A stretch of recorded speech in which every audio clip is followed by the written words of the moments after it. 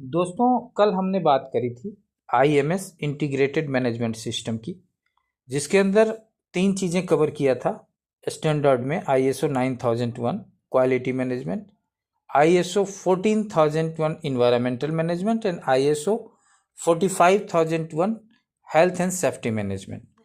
आज हम बात करेंगे कि ISO 45001 occupational health and safety क्या है और ये क्यों इम्पोर्टेंट है, ऑर्गेनाइजेशन में इसकी क्या ज़रूरत है। तो ऑक्यूपेशनल हेल्थ एंड सेफ्टी को ओएचएस कहते हैं। ओएचएस का ये फुल फॉर्म है। और ऑक्यूपेशनल का मतलब होता है कि जो पेशागत है, जो कार्य हम कर रहे हैं उससे रिलेटेड कोई हेल्थ या सेफ्टी की इशू तो नहीं हो रही है। अगर हो रही है तो इसकी हम पहचान करेंगे कि क्या क्या हमारे ऑर्गेनाइजेशन पे, वर्क प्लेस पे हजार्ड्स है और उससे हम अपने आप को कैसे बचा सकते हैं। तो सबसे पहली बात यह है कि सेफ्टी क्यों इम्पोर्टेंट है। तो सेफ्टी इम्पोर्टेंट इसलिए है कि ये हमें एक्सीडेंट से बचाती है, हमारा प्रोटेक्शन करती है उससे। और जब हम स्वस्थ होते हैं, जब कोई तरह का इलनेस या सेफ्टी इशू नहीं होती है, तो प्रोडक्टिविटी भी हायर होती है और लीगल कंप्लाइंस तो है ही। तो हजार्ड्स क्या है? हजार्ड्स कोई भी चीज़ जो आपकी इंजरी या इलनेस का कारण बन सकती है उसको हम हजार्ड्स कहेंगे।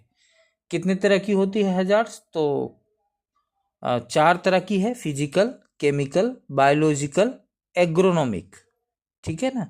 तो फिजिकल हजार्ड्स जैसे नॉइज है। आपने देखा होगा कि पाउच अपना जो क्वालिटी डिपार्टमेंट में ब्रस्टिंग की जाती है, वहाँ एक नॉइज क्रिएट होता है और वहाँ के लिए हम लोगों ने ईयरबड रखा है ताकि वो नॉइज से सुनने में, लंबे समय में सुनने में दिक्कत ना हो। वैसे ही फिजिकल हजार्ड्स में हीट है, वाइब्रेशन है, स्लिपरी फ्लोर है। ठीक है ना। तो इन सब चीज़ों का ध्यान रखना पड़ेगा हमें। केमिकल हजार्ड्स के अंदर आता है toxic chemicals, gas leakage, fumes and wafers. जैसे आपने देखा होगा कि लेमिनेशन एरिया में खास करके एक फ्यूम्स आती है, तो वो भी एक हजार्ड्स है। तो उससे भी हमें बचना होता है। बायोलॉजिकल हजार्ड्स में जैसे बैक्टीरिया, वायरस या इन्फेक्शन होने का रिस्क है, तो वो सारी चीज़ें हैं। और एग्रोनॉमिक हजार्ड्स में जैसे रॉन्ग पोस्चर, हम एक ही पोस्चर पे खड़े होकर या मुड़ के बिना ध्यान दिए जा रहे हैं, या हैवी लिफ्टिंग कर रहे हैं, या रिपीटेटिव वर्क कर रहे हैं, तो इन सब चीज़ों से हमें देखना होगा। ये सारे हजार्ड्स हैं।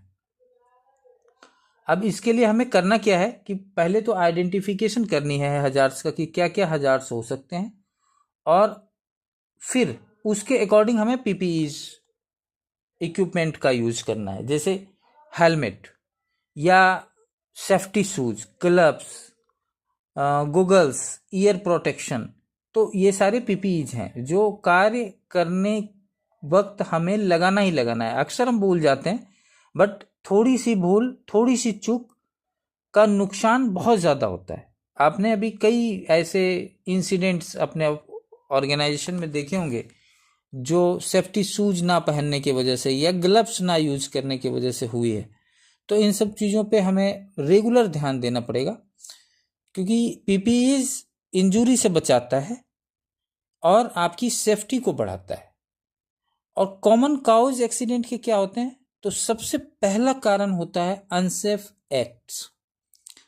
हमारा ध्यान ही नहीं होता काम के प्रति, या हमारा ध्यान किसी और बातों को सोचने में लगा रहता है और हम एक्शन कुछ और कर रहे होते हैं, तो ये अनसेफ एक्शन है। फिर अनसेफ कंडीशन है। अनसेफ कंडीशन क्या है कि कोई चीज़ें जहाँ पे रखी रहनी चाहिए या जितनी क्वांटिटी में रखी रहनी चाहिए उस क्वांटिटी से ज़्यादा क्वांटिटी में मटेरियल स्टोर की गई है, तो ये अनसेफ कंडीशन है।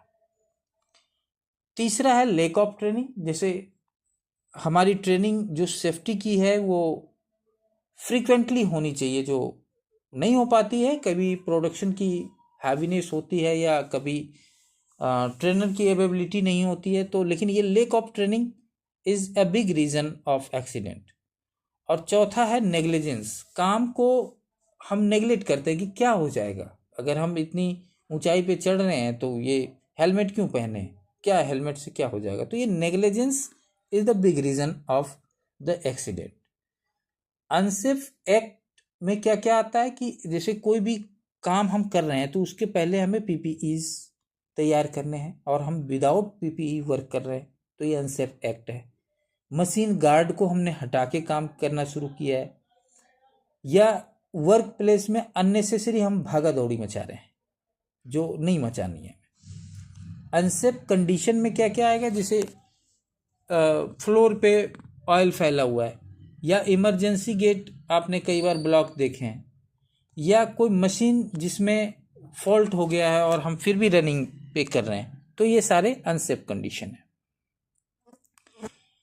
इनसे बचने के लिए हमें सेफ्टी ट्रेनिंग लेनी है, रिस्क असेसमेंट करना है, मशीन की मेंटेनेंस पीरियोडिकली करनी है और सेफ्टी इंस्पेक्शन करना है। सेफ्टी इंस्पेक्शन बहुत ज़रूरी है। अगर हम सेफ्टी इंस्पेक्शन करते हैं, चीज़ों को हाईलाइट करते रहते हैं टाइम टू टाइम, तो लोगों का नज़र उसके ऊपर होता है कि यहाँ ये मैंने व्हाट्सएप पे या हमने ग्रुप में देखा था, ये अनसेफ कंडीशन आया हुआ था, तो इससे बच के रहे, तो थोड़ा सा ध्यान हमारा उधर जाता है। अब इमरजेंसी सिचुएशन क्या क्या है, जैसे फायर हो गया, या केमिकल का ड्रम है वहाँ स्पिल हो गई, या इलेक्ट्रिक शॉक हो गया, या सीरियस इंजरी हो गया, ये सारी सिचुएशन इमरजेंसी सिचुएशन में आती है। इमरजेंसी रिस्पॉन्स में क्या करना है कि इसमें अलार्म रेज करें, इमरजेंसी टीम को इन्फॉर्म करें और सेफ एवैक्यूएशन करें। आपका जो जैसे फायर अलार्म बजा तो आपको वहाँ एकत्रित होना है, जो अपना असेंबली एरिया है तो वहाँ सारे लोग एकत्रित होंगे। और सबसे इसमें इम्पोर्टेंट चीज़ ये है कि कभी भी ऐसी बड़ी घटनाएं होती हैं फायर की या कुछ भी, तो आप सबसे पहले ह्यूमन रिसोर्स को ही बाहर निकालें, खुद निकलें और अपने सहयोगियों को निकालने का काम करें। सामान 1 मिनट के लिए आप छोड़ सकते हैं, बट ह्यूमन बॉडी कहीं पे आपको लग रहा है कि मैं इसको इन्फॉर्म कर दूं, उसको इन्फॉर्म करूं, वहाँ अलार्म बजाए या नहीं बजाए, तो उसको ज़रूर इन्फॉर्म करें। सेफ्टी रिस्पॉन्सिबिलिटीज़ क्या है, अब सेफ्टी रिस्पॉन्सिबिलिटीज़ के अंदर 3 चीज़ें हैं, मैनेजमेंट, कमिटमेंट। जब हम आईएसओ स्टैंडर्ड की बात करते हैं, जब हम आईएमएस की बात करते हैं, तो मैनेजमेंट ऑलरेडी कमिटेड होती है सेफ्टी इन्वायरमेंट के लिए, सेफ्टी कल्चर के लिए, तो उसके लिए एम्प्लॉय की पार्टिसिपेशन जरूरी है। और फॉलो सेफ्टी रूल्स, जितने भी रूल्स सेफ्टी से रिलेटेड बनाए गए हैं, जैसे पीपीई से रिलेटेड अभी हम देखते हैं कि काफ़ी इग्नोरेंस होती है, बट ये इग्नोरेंस कभी भारी पड़ सकता है। आप सेफ्टी शूज नहीं पहनेंगे और कोई भारी सामान आपके पैर पे गिर गया तो कंपनी इलाज करा सकती है, कंपेंसेट हो सकते हो आप, पर पैर कहाँ से वापस लाओगे। So follow safety rule every time. Safety culture की हम जब बात करते हैं तो सेफ्टी के बारे में सोचना, सेफली काम करना और घर सेफ्टी से रूप से जाना। ये नहीं कि बस काम हो गया, हमारा छुट्टी के टाइम हो गया और हम कैसे भी गाड़ी चला रहे हैं, हेलमेट यूज नहीं कर रहे हैं, तो ऐसे नहीं, घर भी आपको सेफली पहुंचना है। आपकी रिस्पॉन्सिबिलिटी कंपनी में भी है और घर में भी है। तो safety is everyone's responsibility. Stay alert and stay safe. Thank you very much. आप सुरक्षित रहें और अलर्ट रहें ताकि आपका काम प्रोडक्टिवली हो सके। धन्यवाद।